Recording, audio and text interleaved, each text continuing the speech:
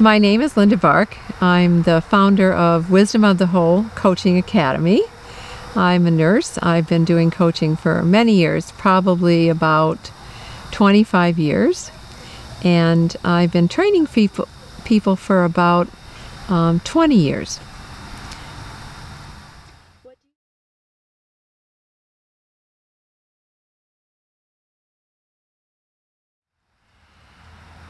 I love to watch the students have those aha times where they go, it works, where they've done it and their clients are making big changes.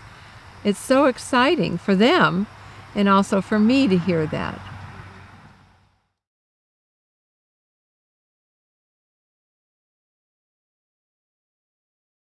To where it is now? Well, for one thing, people didn't know what a coach was. Before, when I said I was a coach, they asked me what team I coached. So now people think, oh, well, I might say I'm a life coach or a health coach, a business coach. They go, oh, okay, well, they know what that is. So that's a big change. And that's only happened in the early 90s, so that's 20 years. So that's been a big change in terms of public recognition of coaching. I think the other thing I've seen is that there's a lot more niches. So in the beginning, there was kind of generic coaching, and then it was called life coaching. And then people said, well, I'm an executive coach. I know someone that works just with geniuses. So he has that niche. Now there's health coaching as a specialty. So there's more specialties that are happening. And I think the other part is that it's gone from being very mental, like thinking, a lot of thinking. Here's pros and cons, making lists, to our model, which has a lot more to do with taking in the whole person or the whole situation, the environment, what's happening, who's around the person that's making a decision. So I think that holistic, that integral perspective is really, it's starting to be more known, more well known.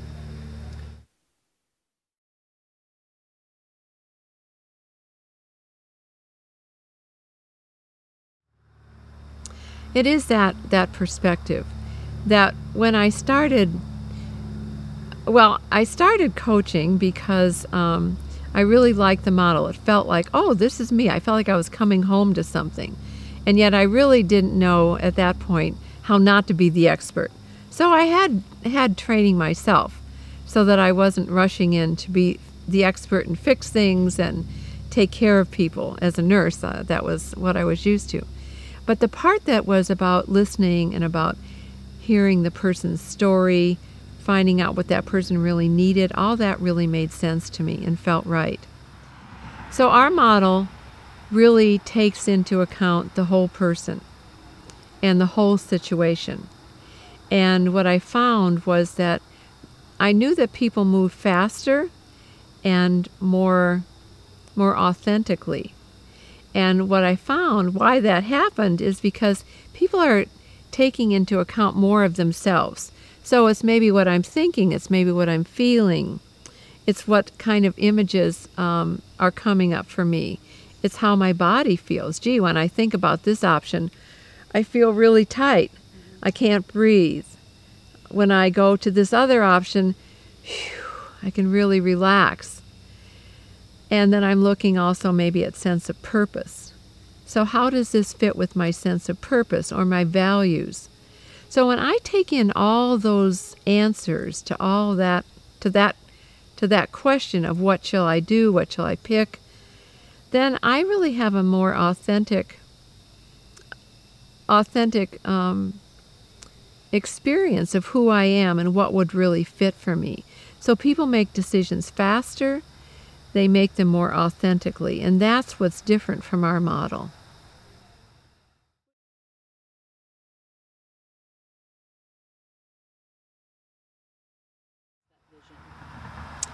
Well, I'm feeling like the more, when my experience has been, when people are able to touch into their thinking, I'm not against thinking is very important, with their feelings, they feel in their body, they maybe have an image or they get more subtle information, and then they check in with what's really happening in their body, and they look at this sense of purpose, that when people are able to do that, they make these more authentic decisions, and that's what needs to happen everywhere. That it needs to happen if you're a parent, if you're a teacher, if you're working as a health coach, an executive coach, that it's something that everybody could use. What advice?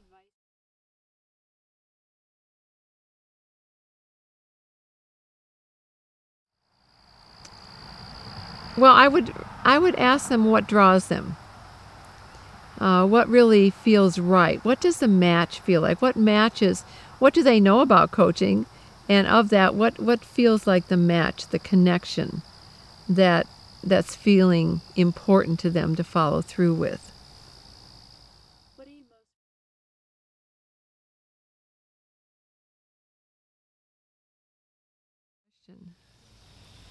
I'm really proud of what people are doing with this model.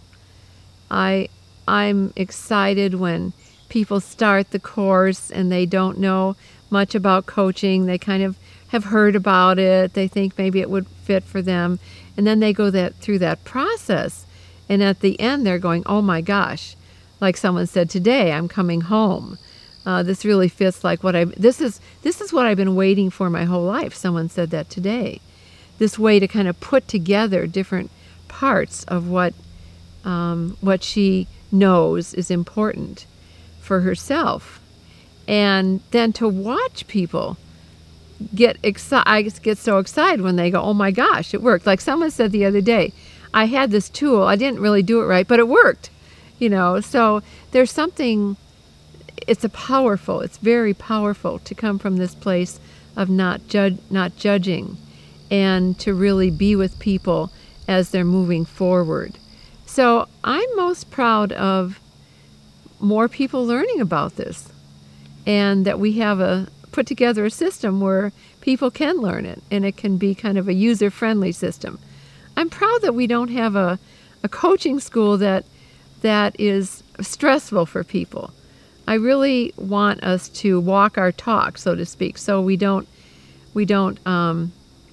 so that we're modeling coaching as well, that we have a curriculum and that we're responsive to what people need.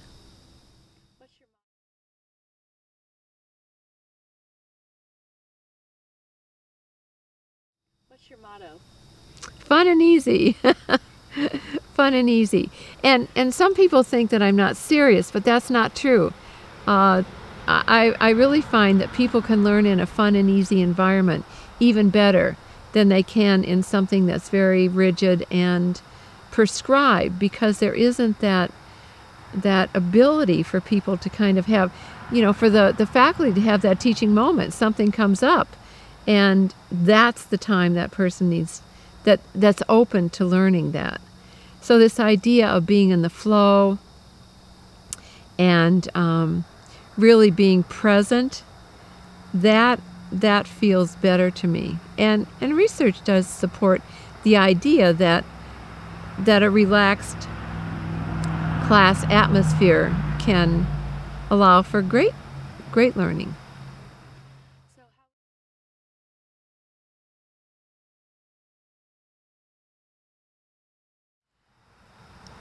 I do, and I feel so honored to be part of this.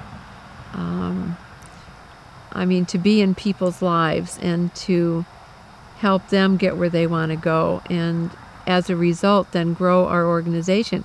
It doesn't feel like it gets better than that for me.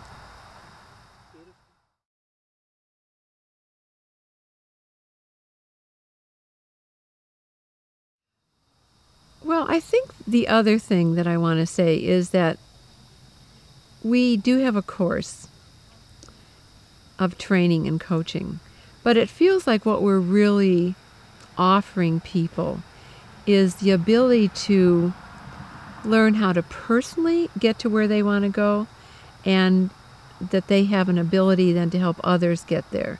So people, I can't guarantee a job in coaching at this point, But what I have seen over and over, and I can probably say 99% of the people that leave our course, finish our course, leave feeling like whatever job they're in, they're happier. They feel more competent. They have more joy. They feel like they have better skills. And sometimes people use it to find another job. They find a coaching job. But they really do have that sense of, I can be a better whatever, a better mom, a better teacher, a better health coach, a better nurse, a better manager, that it really brings that job satisfaction in a way that is very, very exciting for me. I feel like since I've been doing this training for almost 20 years now, we've worked out a lot of kinks, and we have the parts of, we have the content, the theoretical content, as well as the hands-on kind of practice. I'm very much for being practical, and so I always have this kind of filter about presenting something, some kind of concept or theory, and so I have my so what question. So if it doesn't pass the so what question, it doesn't get put in the content, because I really feel like application is really important. So I want people to walk away from our training, and they say they do, with things they can really use. They could use today or tomorrow, or they could use every day, no matter where they are.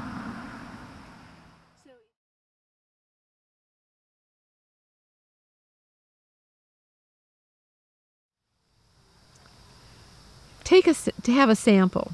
I think part of what coaching is new, and this kind of coaching is even newer. So I think to have a sample, because I think it's part of an experience that people haven't had.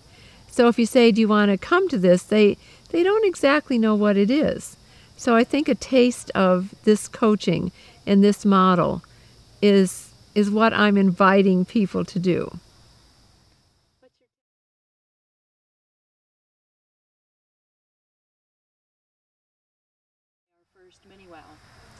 Well, I'm very excited about it. It feels like the beginning of many different mini wows all over the country and even all over the world, that people need a taste of this. It's new. It's different. We're very used to sorting things out in our head. So the idea that we would use our whole body, that we would think about how this relates to my sense of purpose, this idea of really coming from these multiple perspectives is kind of new for people. So what I'm excited about today is that in a small 4-hour session, 1-hour session, 2-hour session even, that people can walk away going, oh, I have some idea of what this means now. And I can apply it to anywhere I am.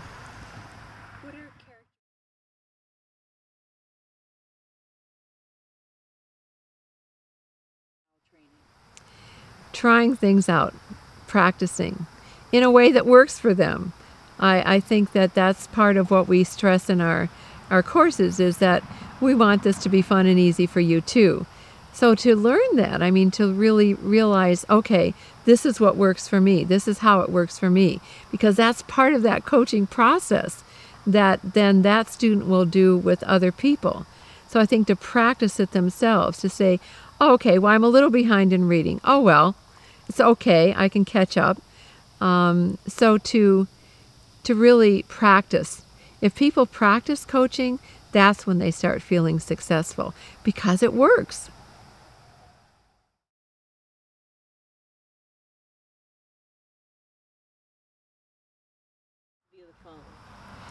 Well, the phone is great. I know occasionally people think, well, can I really learn a course on the phone? But over and over again, people find they do. There are a couple people that realize that isn't the best for them. But the phone is great because you can be anywhere, and you can even travel and still make classes. So you don't have to do that traveling. You don't have to dress up. It's really so convenient. If sometimes you're working a little late, you can go, oh, well, I can do the class at my office rather than at home. So the versatility is wonderful. And you get to be with people from all over the country. And now we're even getting people from our last class I taught. I had someone from New Zealand, Canada, India. So the idea that people can meet routinely and really develop a rapport, and then a community, a worldwide community really, without having to leave their front door, is a really good advantage. I think it's kinder on the environment too. So one of the other advantages is that students really learn to listen. I mean, they're not dealing with, oh, what is this person wearing or what's happening. They're really focused on what is this person saying. So that has been an advantage of people saying, I didn't really know if I could do a class on the phone, but what I'm realizing is I'm a better listener. And then they realize that they can work on the phone, which is also a real advantage because a lot of coaching happens on the phone. So if they only have done in-person work, then they're not as comfortable realizing, oh, I could do this on the phone as well.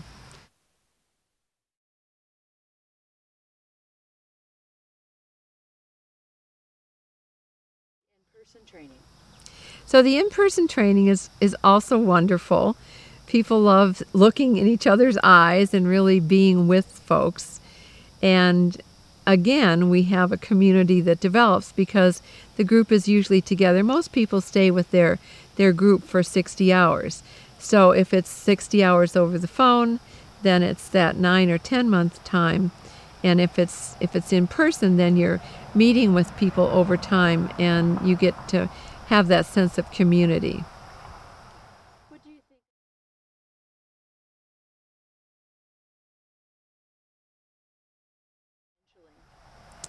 Credentialing, I'm for it. I'm definitely for it. I have worked I spent 3 years working with a small group of nurses, putting together a nurse coach credential.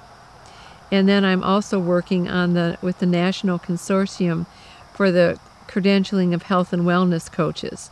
So credentialing is important. It's important for the public to have some standards set, and also for research. There's a lot of coaching research that says person had coaching. Well, you have no idea what the training was. You have no idea how long the sessions were. So there's this idea of setting standards is really going to help people with research.